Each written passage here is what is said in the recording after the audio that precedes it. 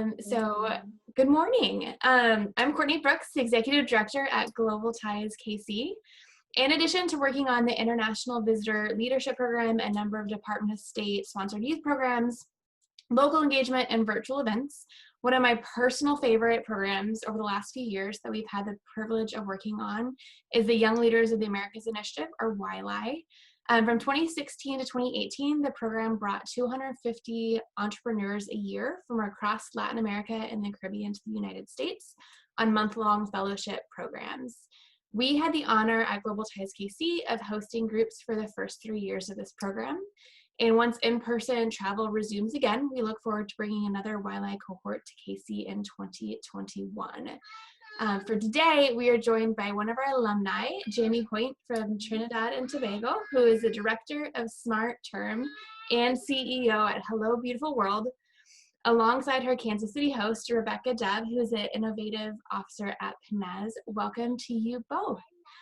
So to get rolling, Jamie and Rebekah, tell us a bit about yourselves. I'll go first.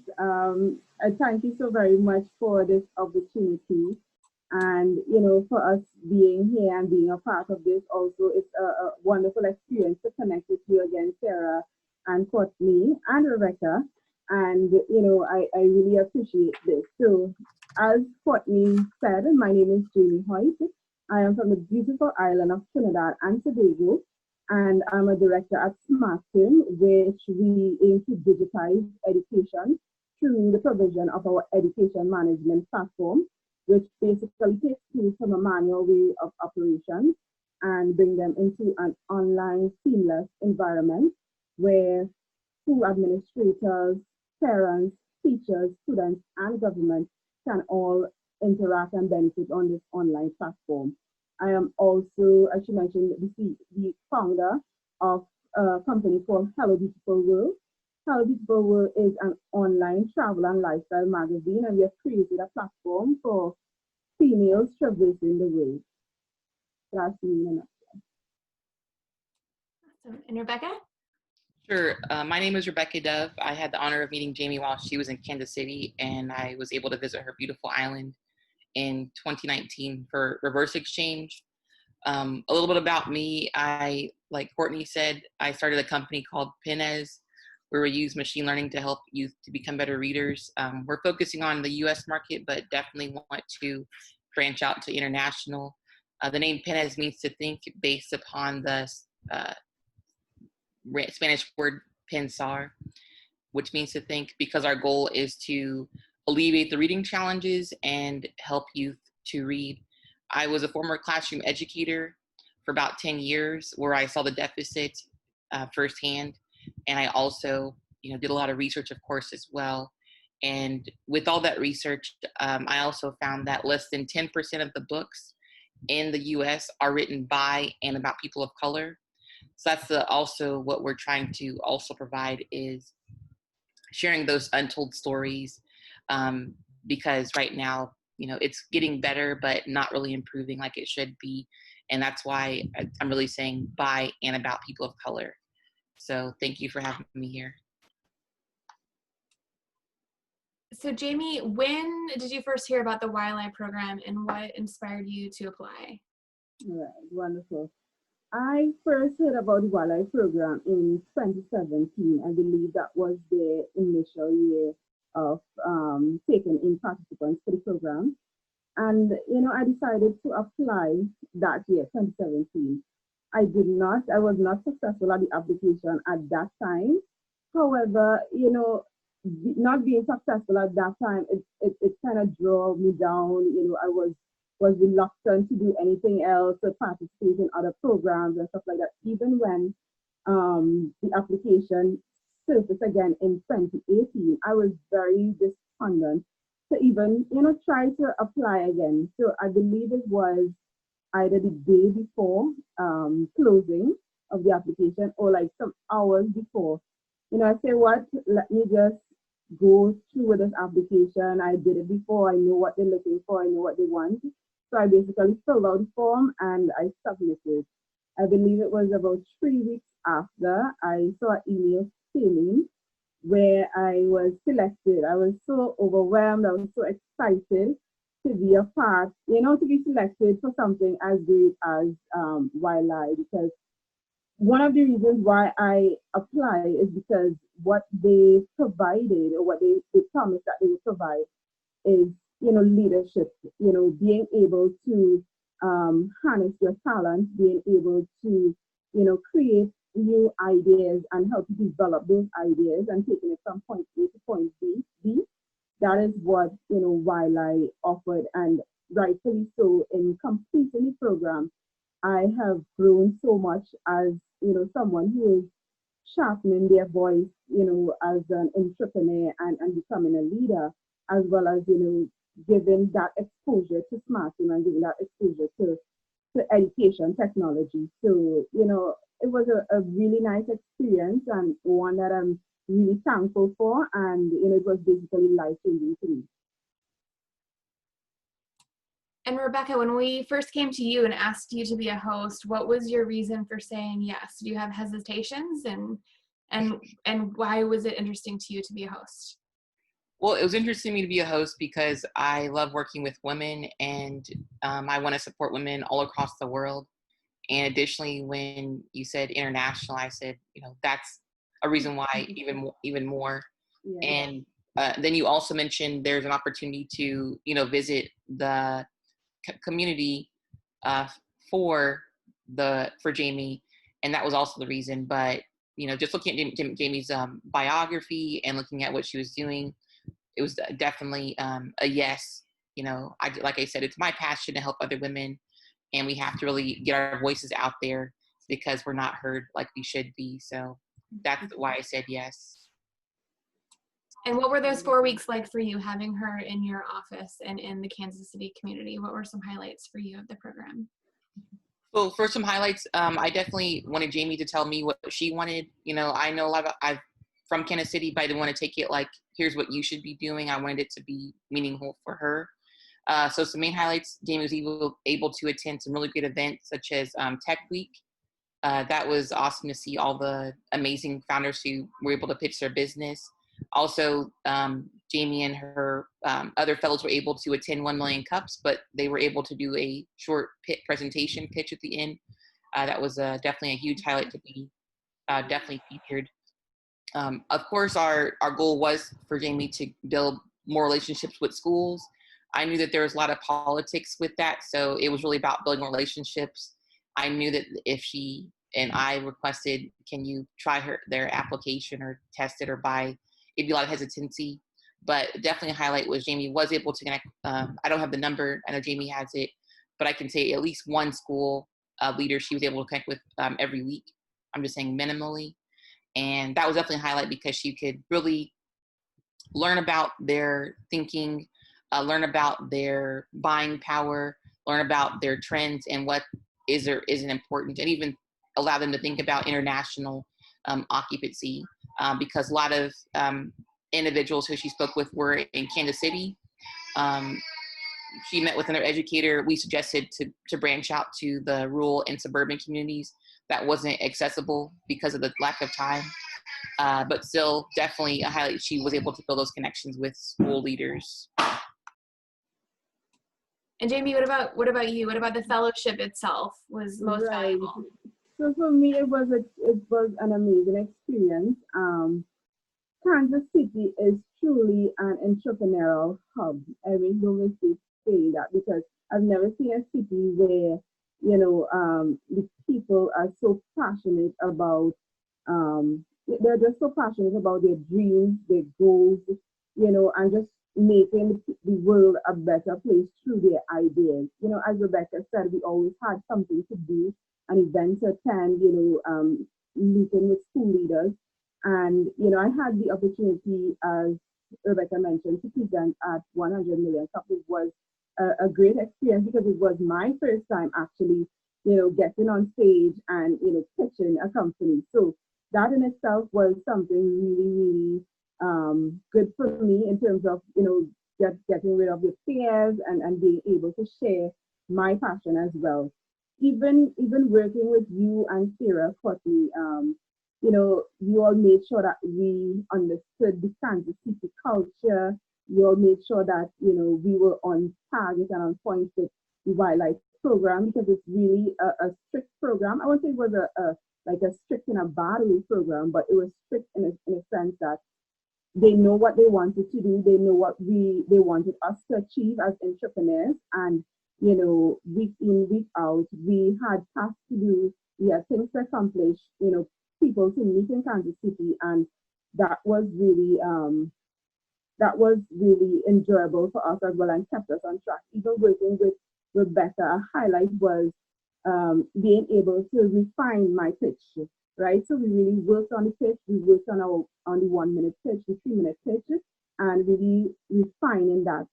At the last week of Wildlife, there was a competition, and I was one of 30 selected out of 250 participants to be exhibited at the pitch exhibit in Washington, D.C. So that was a highlight for me, because it was like, you have gone through this 4-week program, and at the end of it, you were selected, out of so many participants. So this is something like, the universe is screaming to me, well, you have done something right, you did something right, and this is your reward for it. So you sort of answered my next question, but outside of the fellowship piece, what was the cultural experience like, and the value of being with entrepreneurs from across Latin America and the Caribbean, and kind of the supplemental extra pieces of the program? What was most impactful? I think what was most impactful was meeting different people. I value friendship, and being able to meet people and hear their background, hear their entrepreneurial journeys, and basically kind of marry yourself and see where your journey kind of fits in with their journey. You understand their culture, you understand how it's in their environment, and basically just going out in Kansas City and seeing different people, meeting different people. One of the things that in Kansas City, where the people are concerned, they're very sweet, very nice people. They'll tell you good morning, they'll tell you good evening, and they just just have that warm friendliness about them. So that is something really that I was excited about too. And I had a cultural officer, Melissa. Hi, Melissa, if you're viewing. And she took me to my first ballet play, which was Wizard of Oz. And that was a really nice experience, because that was my first time experiencing something like that. Overall, it was a great experience. I would recommend, for anyone to be a part of something like Wildlife and take part in international collaborations, and just see how far you can, push your ideas, push your thoughts, push your businesses. And as far as Kansas City specifically, when you first heard that that's where you were coming, what was your first thought or impression, and how was our city different than what you anticipated? Wow. When I first heard Kansas City, and I would be telling my sisters, I would tell my friends, they were like, Kansas City? Come on, why Kansas City? And that was the notion we had, and the same Wizard of Oz, you think Kansas City, that type of thing. So it was kind of, it was like, it was not accepted, firstly, with that wow factor.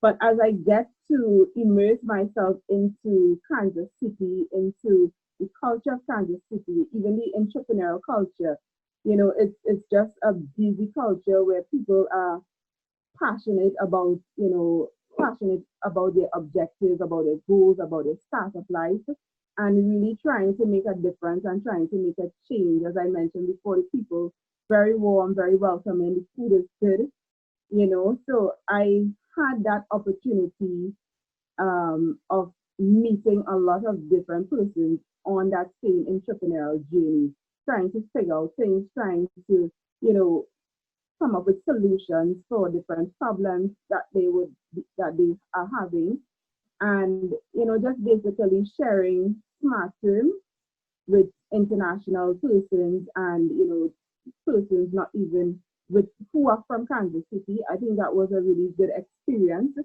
having had that experience. So back to you, Rebecca. Like you said, you were selected for a reverse exchange program that took you to Trinidad last summer. What was that experience like? The experience had many different things. For one, I was going there with an open mind to learn and then to see the different challenges. I definitely saw that. I feel like Trinidad and Tobago definitely had a very strong culture, definitely with the music. For sure, I heard it every single hour I woke up. But I would say that the way that they had the community from just cultural relevancy was much stronger than what I saw in the States. And when I visited the schools in Trinidad specifically, I was actually very surprised. I did not know that they had a private sector and a public sector. I kind of assumed it was just kind of one. And when I visited the schools, definitely I saw a lot of infrastructure challenges, mainly that the schools were, needed just to get some infrastructure changes, even just on the building itself, even having better school supplies. And so my heart really felt for the educators because they really said we're having difficulty with some of our students. We need better support in these areas. But I definitely heard some positive points of, we're living in a place where we can work with together. They didn't talk about being a Black educator or an Indian educator. It was that we're all teachers, and I really thought that was great because compared to in the U.S., it's always Black teachers matter. There's Caucasian educators. It's always about race, and so that didn't really come up. And I was just waiting to hear something about it, but it never really came up. So that was really, really interesting. Visiting Tobago, my primarily goal was to work with female entrepreneurs / founders and to provide a workshop with them on how to present their businesses, also looking at the lean canvas. Jamie was able to speak with her partners at a group called Canto, and women who were successful in Tobago, about 4 were able to present their businesses at the conference in Canto to receive prizes. So that way, all the work that they did in Tobago was not lost. We went every day looking at the lean canvas, looking at their problem solution, how to present, a little bit about marketing, and they had to go in the streets and talk to real people and to share their story. They were very, had lack of trust to do the process, but I had to just bring back the culture experience in America. People are very hesitant to talk to people in the streets as well. I give an example in New York City. People are very much on their phones. And so, but there's people all over the world who have to just stand up and talk to individuals. Once we went through that uncomfortable process, there was a woman who, she said she was able to speak to 30 people in that short time frame to validate her business. That was a huge success. And, but the difference is of visiting both islands, I worked with the same individuals for 1 week in Tobago. In Trinidad, I worked with a variety of schools in Trinidad. So I wasn't able to see the outcomes with the educators in Trinidad. I saw the outcomes with founders in Tobago was the main difference. But I would say cohesively, I definitely saw that culture and music and food was very strong on the island. And I really appreciated that. The ability to share culturally and for the level of acceptance as well. And I felt very accepted. Women on both islands, they were like, can you come back? When are you coming back? And it was just a very warm feeling to have that open invitation. And I really, really enjoyed that aspect. And of course, nature was amazing. I was very happy to see that plastic bags were not being as forced upon, or I should say forced upon, but provided in grocery stores. So that's kind of like a outside view, but I feel like holistically the island was really trying to improve in certain ways compared to how we're doing in the U.S. So it's my experience. So you definitely weren't there on a vacation. Clearly you were meeting lots of people and doing lots of work, and added great value to the community during your time there. But for any Americans who post COVID-19 might be thinking about traveling, what are some highlights that you did get to see in Trinidad, or things that you would recommend? And then Jamie, your perspective on that as well. What are things about your country that may not be known by Americans, but are definitely things worth checking out? I would say you definitely don't expect to have an Uber ride. I was expecting to land and have an Uber. Someone told me about TT ride shares, and Jamie said don't look at cabs either. So you definitely have a local on the island if you want to get transported, unless you stay in Port of Spain. But going out to communities, you need someone who knows the layout and the land. I would say also have a phone charger at all times. Because like I said, the island is has a lot of areas where you might lose your cell phone provider. You might be going miles and miles without having somewhere to plug up your phone, so have a charger. But I would also say I didn't get a chance to look at the historical part. I definitely wanted to go to museums, or just go to places where I could learn about the history about that. I would just encourage you to definitely look at that, and definitely look at the beaches for sure. Look at how they treat the ecosystem, how the waters are clear and blue, and how it's safe to go into the beaches. Was there a second part of that question, or did I answer the question all the way through? I wasn't sure. Yeah, and then just Jamie's perspective. Yeah. So Rebecca, I think next time you visit, you'll definitely make time to take you to the museum so you get to know some history. I think the reverse exchange was compact. You know, we had to visit schools every day. We had a school to visit, and that was for the first week. And then into the second week, you know, we went to Tobago, which was Tobago is more of the calmer island where you go to relax. We still had work, but it was still relaxing and calming for us, right? I think through that reverse exchange, Rebecca and I had, you know, developed our friendship, developed our collaborations and working together. You know, we message each other at least once per week, you know, just to check in and see how things is going. So that is really, really good. In terms of communicating, we are still in communication with some of those female entrepreneurs from the Tobago workshop, Women's Entrepreneurship Program. And, you know, when necessary, we try to provide resources, we try to provide advice, you know, anything that they might need, we try to make ourselves available to assist in that way. But the entire experience to me has given me a greater drive, you know, to advocate for education, equality, innovation, and technology in education, right?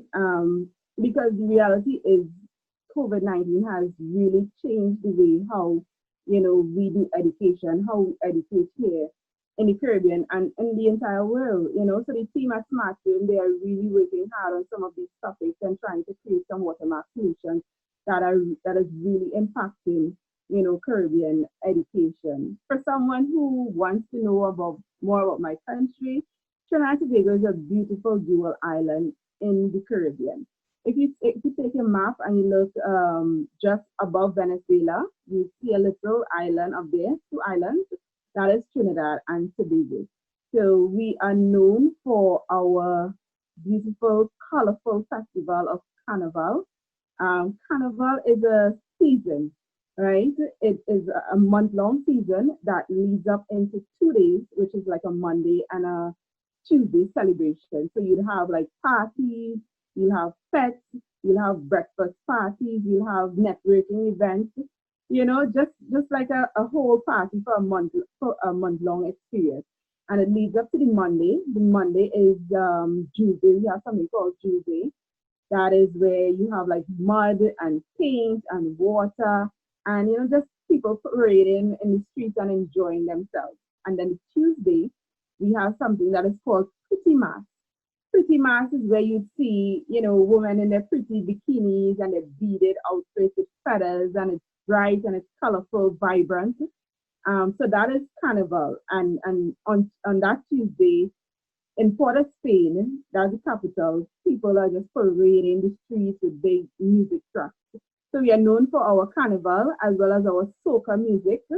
Some of you all might be familiar with Marshall Montano, Iowa George, Bunji Garlin, Destra Garcia. These are some of our soca artists. And then again, we're known for our spicy food, well-seasoned and tasty food. Rebecca can tell you about that. She loves our pepper sauce. So we are known for that. While Trinidad is more of the business island, Tobago is more of the relaxing, calming island that is known for tourism. So things like beautiful beaches, hotels, resorts, you can get that all in Tobago. Thank you for sharing. So you mentioned briefly COVID-19. What have the last 5 months looked like for you? What's been the government's response? Right. How as of August 2020 is society looking? Okay. So with COVID-19, the government of Trinidad and Tobago has been doing an excellent job. In fact, we have been ranked number one by the World Health Organization as a country that really takes action to prevent the spread of COVID-19, right?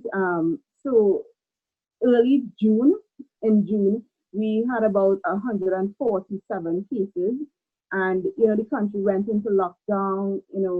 Everything in the media was about social distancing and making sure that you protect yourself, protect your loved ones, right? Coming to the ending of June,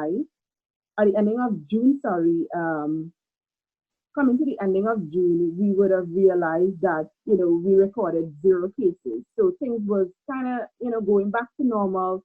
Businesses were opening up for operations, and, the country starting to pick back up, right? However, at this present moment, we are experiencing a relapse, and we have recorded over 50 cases, 50 new cases, that is currently in the cases. The cases before, the 170 and 47 cases were mostly imported cases. So the government was able to contain those cases and people were recovering. However, these new cases were cases that were like community based. So it's spreading locally now, right? With school opening back in September, we are not too sure what is the position that will be taken. I know schools and the government are preaching and looking towards blended learning, where schools would now have to go from being physically in classes and now having to be online, right? So that is the situation where school is concerned. On Monday, we have our general election. However, with these new cases, the government hasn't, made any move to say, let's lock down the country or let's, close things. And I believe that is because of the election. But the reality would be that after elections, we may go into another lockdown.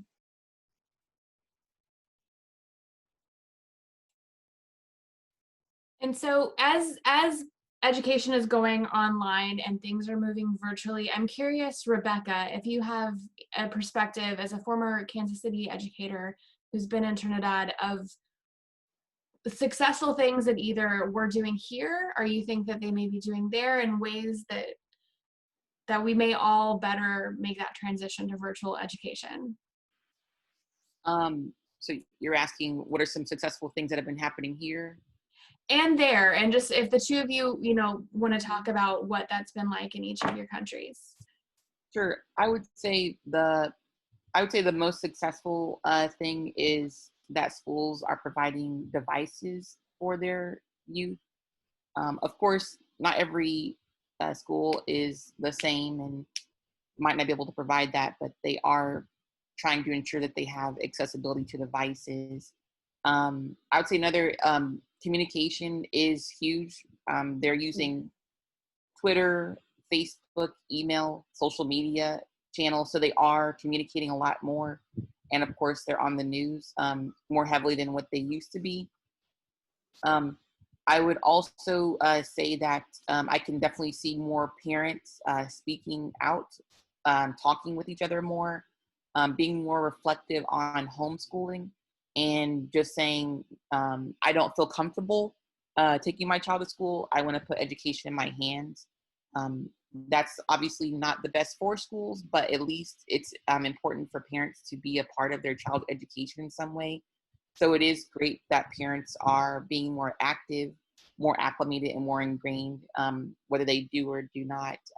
I remember I saw a story last night that the Lawrence online school had an overload on registrations. They had to shut down the registration because so many parents are trying to register online. So virtual school is definitely becoming much more popular, and obviously people are embracing it surprisingly faster than what school districts thought would happen. But virtual learning is popping up, and definitely seeing a lot more trends of new websites, apps, and more resources.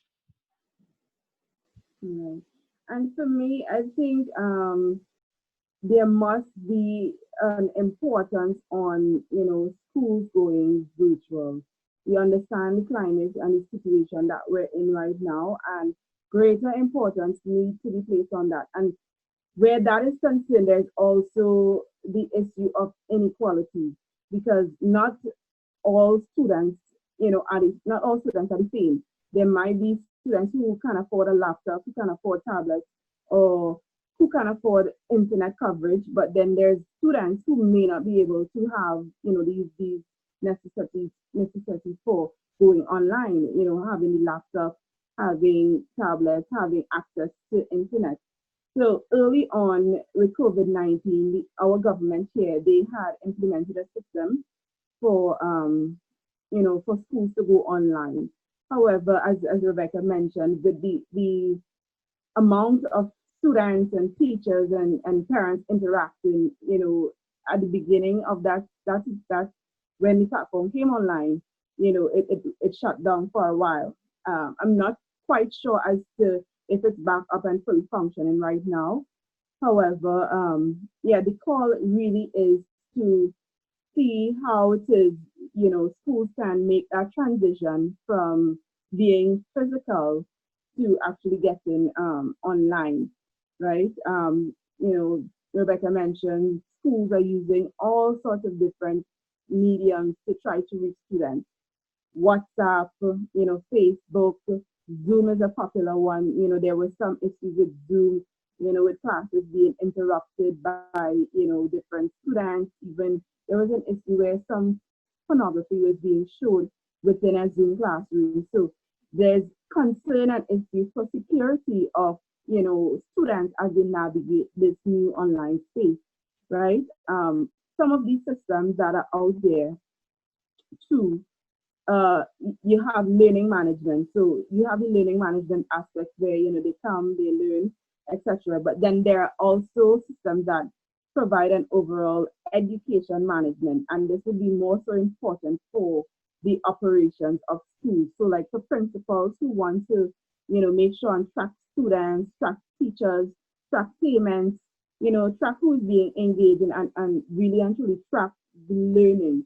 Because on a Zoom call, you can invite the students to come on a Zoom call, but it does not really track how they are learning, because you can take our cameras off and, Zoom will just be playing and they off to doing whatever they feel like doing, playing games, doing whatever. So it's not something that can really track that learning and have that personalized touch to interacting with students. So I think really and truly it is a cause for concern, as it's a new thing where students and where parents and teachers are trying to navigate. So there must be proper training of teachers in how to navigate and utilize online systems, and just that interaction online with students, because it's different, teaching in front of a classroom and coming online to teach. You have to get a little more engaging and interactive with students to hold their attention, right? And I think this is what most of the schools and governments are looking to in the Caribbean. They're, searching, they're looking for the right system, because you really and truly, you'd never know when you have the right system to go online, but it's something that is, needed right now, and a lot of governments are reaching out and trying to, get the right advice and technical know-how into, navigating that space and moving online as a ministry and, taking their schools online. So you have both lived for a very long time at this crossroad of entrepreneurship and education. And I think it's a space that more and more educators and school administrators are moving into. What advice would you have for people who are in those positions who wouldn't necessarily call themselves entrepreneurs, as far as roadblocks that you've faced in the past, trying to get these more creative approaches into education, and the best ways for systems to quickly make those changes? So, in terms of, to answer your question, Courtney, that's a really good question.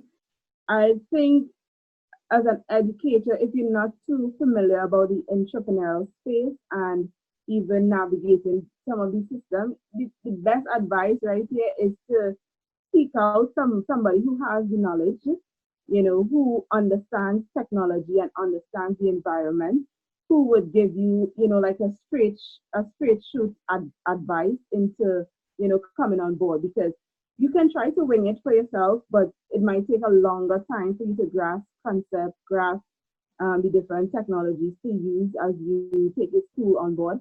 And, it might keep you at a disadvantage because you always have to constantly, so I would say get the advice of an expert in the field and, try to make that, work for you. Other than that, be very consistent and, open to change.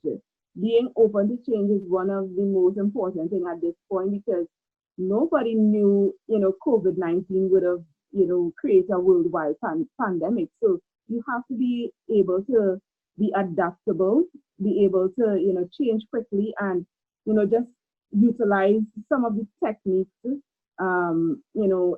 engaging students in an online environment. As I said before, it is a different space, as opposed to coming in class and sitting, with 30 plus students and trying to teach these students in a physical environment. It is a different space moving online because you don't have that close reach to students. You can only say, you can only talk to them and hope that they understand, hope that they, are listening, hope that they are doing what you're trying to, have them to do. So it is a very different space to navigate, and all the help that you can get at this point, you don't have to feel ashamed of it. You don't have to be embarrassed by it. It's something that is new to everyone and it's different to everyone. And, we grow, we learn, and, we get to know new things by engaging other people. So, just engage your community, constantly speak with parents, constantly have that contact with persons you are trying to engage on the online platform. Okay, great. Well, I'll go next. Just to be clear, your question was about connecting with entrepreneurs, Courtney, or so I would suggest for educators living in the U.S. is to just, if they don't have the connection, to look on Facebook or just Google. There are lots of many entrepreneurship groups on Facebook. I'm in quite a few, and they're very easy to get into. There's also many that you can look up, education technology Facebook groups, but there is a plethora of them in Kansas City and all across the U.S. They can also just Google, top startups, top entrepreneurs, in KC. It's very easy. There's a organization called Startland News and KC Business Journal, which publishes content at least 3 times a week. Startland News does. But you can find historical records of that alone. Additionally, if, not going through those mediums, Facebook and Google, I would suggest making a list of 50 of people they want to connect with, or organizations, and just start contacting them. And if they don't get that first connection, then just cross it out or put a question mark, and they can always go back to that. There's been a lot of good quotes I've heard throughout COVID, meaning like the word no means my next opportunity, or just because my failure happened means I have something else on the horizon. So that's where I would suggest, like, if you write down a list of 50, the first no might not be it. The first no is your next path to something that could be really helpful. So that would be the best way to connect with other entrepreneurs, specifically, and definitely Twitter as well. Twitter is very alive with lots of founders. I love that. Thank you. So you guys have known each other, Jamie and Rebekah, for almost 2 years now, which is hard to believe how much time has gone by since, Jamie, you were first in Kansas City. But your collaboration has been obviously very strong, and you've had great successes in your friendship and in your collaboration. Why do you think that is the case? And for international connectors who are looking to connect leaders such as you, what are things to look for to best make those pairings to have that creative spark? Rebekah, you want to go first? Well, I would say, speaking to someone who lives in America, to take, my friend says all the time, take your crown off. You know, in America, we're taught that, you know, we're the best of the best. We have all these innovations, but at the end of the day, we're all humans. So my perspective is, when you want to connect with someone internationally, try to understand them. What is their vision? What do they like and dislike? What's their favorite food and music? And try to build that connection right off. And that was my goal. You know, I've worked in the U.S. with international individuals who were immigrants, but not, you know, like Jamie. But I would just say that's a very important thing to start off on day one, is to understand their perspective and to build that empathetic point of view. So that way, Jamie understands that, you know, her voice is going to be heard, and then that way we can build that connection. And that's how I took that step when I visited both islands, that I'm here for a reason, and the reason is not to implement my thoughts, my goals. It's to better understand and to see how our thoughts and goals align. So that's, I would say, the best thing, and to really understand the vision and the long-term goals and strategies. So that way you can see how both of your visions fit for future. So. That is perfect, Rebekah, because just as how she explained it, that is exactly how it happened. I remember our first call that we did, you know, just to get to know each other, you know, to see who we're meeting and stuff like that. Rebekah, she did that. You know, she asked about my culture. She asked about, you know, what are some of the music, what are some of the foods, you know, how we get along, how we interact culturally in Trinidad and Tobago. So that is a really good step to take when it is you're looking at international collaborations and trying to build relationships. I also believe that, you know, in understanding the person's journey, understanding their entrepreneurial journeys and their goals and ideals, you frame a better idea of how it is you want to interact with that person, right? Also coming from a point of support, being able to provide support to someone. I think that's a good way to come from as well, because it would be like a mutual understanding, a mutual benefit and gain, where both parties constantly is supporting each other. And, you know, for us being women and us being, you know, you try to support each other in that way, right? Other than that, I also believe that you have to value your friendships, and through this reverse exchange, through being in wildlife, you know, I've gained a lot of persons who I call today, you know, my friends. Not only Rebekah, not only persons in Kansas City, but a lot of other persons from the Latin America and Caribbean. So it's all about finding your, you know, meshing your journey together. So last question from me, and then I'll open it up if anyone else has something they'd like to ask. What have I not asked you today that you would like to talk about? Are there things that you would like Kansas City and the world to know about your work as it stands right now, life in Trinidad, what it means to be a woman entrepreneur? What else would you like to share? For me, this journey was an amazing journey. Like, my interaction with wildlife was my first professional interaction with entrepreneurship, right? Growing up, when you're young, your mother would try to, make some sweets, eat mangoes, fudge, all these different types of things to make ends meet. And you'll go sell in school, you'll sell in your community with your neighbors.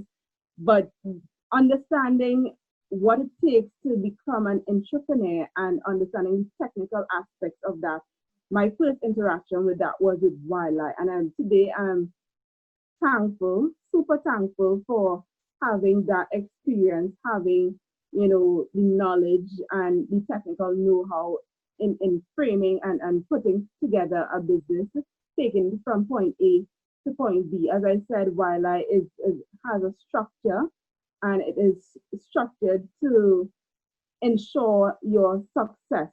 If you're not succeeding, it's because probably you need to be more consistent, you need to put in more work, you need to be talking to people, pitching your ideas, and making more collaboration. But the structure that wildlife has is not a new structure where, it's something that is around for ages. Business people, big business people have been using this entrepreneurial structure and, have been seeing a lot of success. So I am so thankful for being able to experience that structure and, being able to implement some of these structures within Smart Term, right? One of the things I'd love to share, with the community is that, education is here to stay, right? In the next 20 years from now, the next 30 years from now, it is a constant. It's something that is constantly happening. Learning is something that is constantly happening. So we need to roll with the times. What is the times right now? What is the current climate and environment right now where education is concerned? How has COVID-19 affected, education? And right now, innovation and technology is really changing the game for education, and our governments, our heads of state need to accept that and, accept that technology is the new thing for education, right? At Smart Term, we have a global commitment to education, and, we really want to provide solutions for improving the way we educate. Just to share a short story, in Kansas City, when I was in Kansas City and visiting some of the schools, and at one school in particular I visited, and some of the systems that they were using like about 7 to 10 systems just to do one thing, which is essentially to manage, the education, manage your school and students, right? But at Smart Term, we are one-stop shop technology solution for education, right?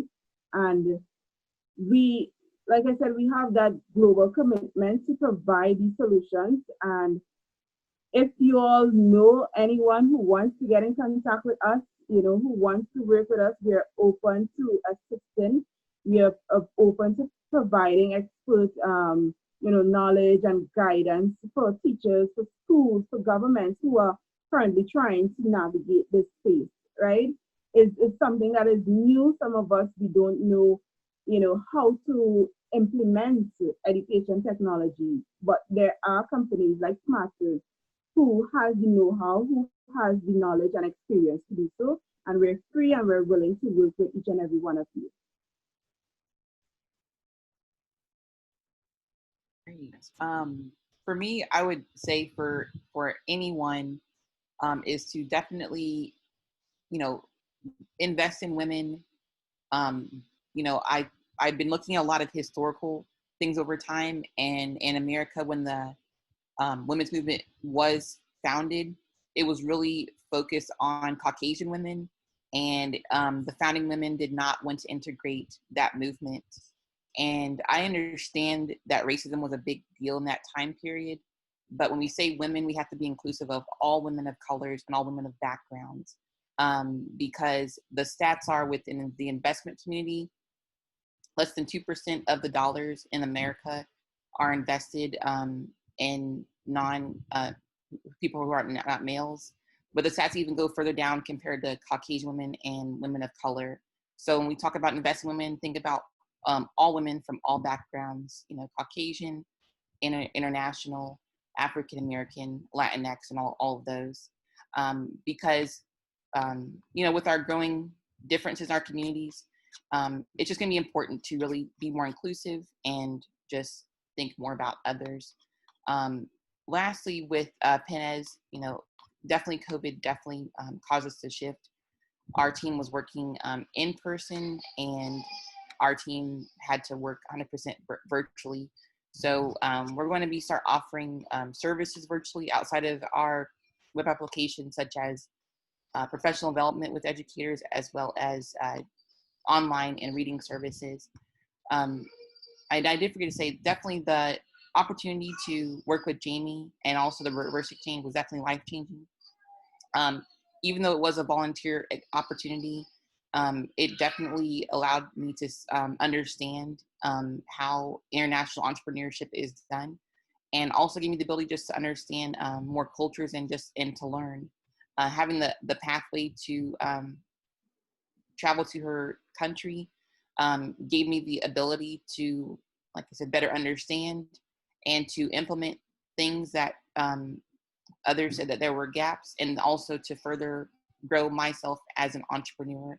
So I would say for anyone who starts a business or is an educator or works in an organization, to definitely work with other individuals across the world, because it definitely is life-changing, and it can definitely set your path and your career goals in a different way.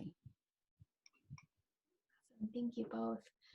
So a final question from the chat box. Can you comment on what you think will be the short and long-term impact of COVID on the education entrepreneurship sector? So what I'll say to that is the future of education is smart technology, right? We understand what COVID has done. Everyone is in lockdown. Everyone is social distancing. There would be a need for desperate action where it comes to, providing stable education for our future generations, right? There would be the need for training of teachers on technological platforms. There would also be the need for, schools to accept and adapt to that blended learning style of teaching, right? Overall, there would call for an overall change in the way we educate, in the way we teach our students, curriculum change, because things that we used to do, for example, physical education is something that we definitely cannot do virtually.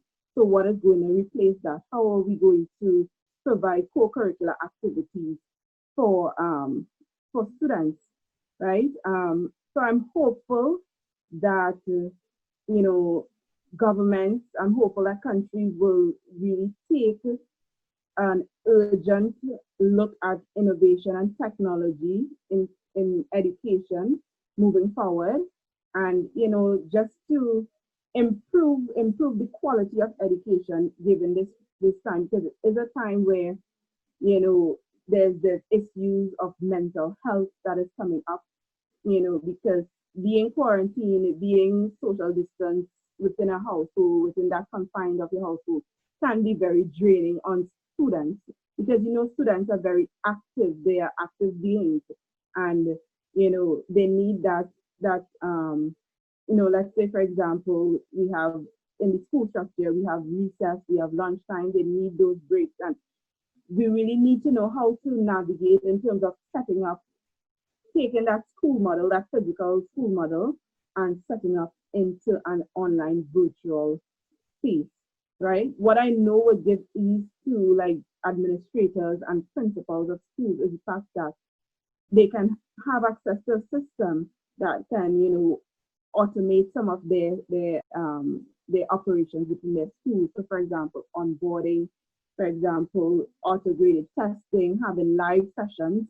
Apart from, the Zoom, you still need something that will, kind of marry back into all your grades where students are graded, bringing that into one space where you can also automate your report generations for end of term tests and for schooling and stuff like that.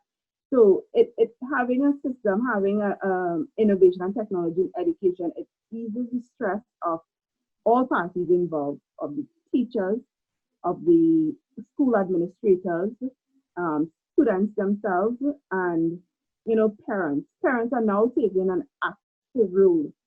They have no choice but to take an active role in their child's education at this time, because they have to monitor them, going online. They have to monitor the things that they do and ensure that, work is being uploaded, work is being completed. So a system basically, it has its good. It has its good in terms of, navigating that space.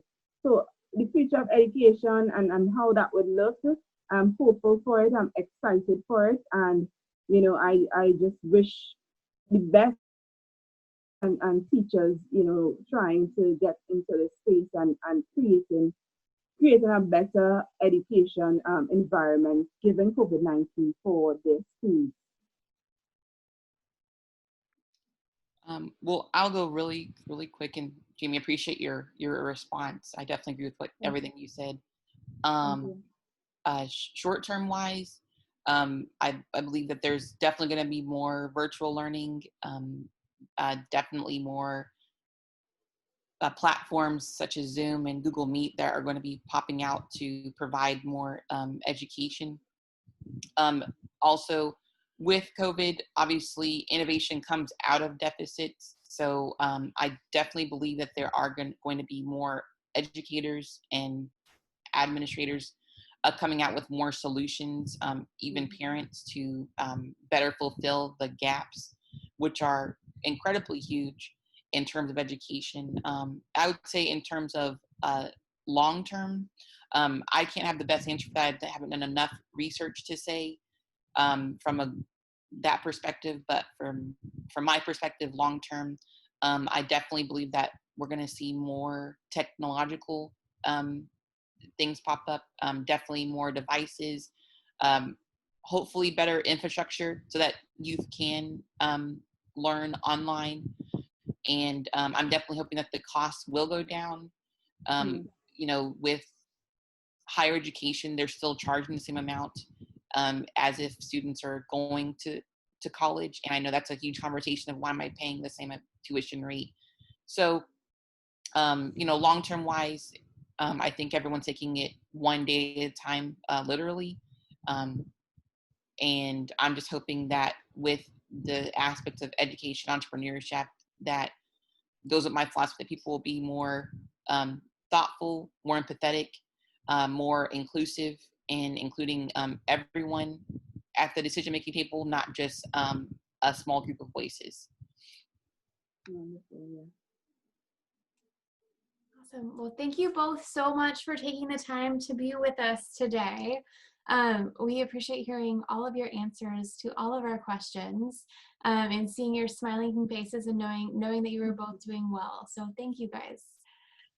Yes, and thank you so much again for this opportunity. We truly appreciate it. And, we welcome any questions, any collaborations that may come out of our discussion today. And thank you for the time as well.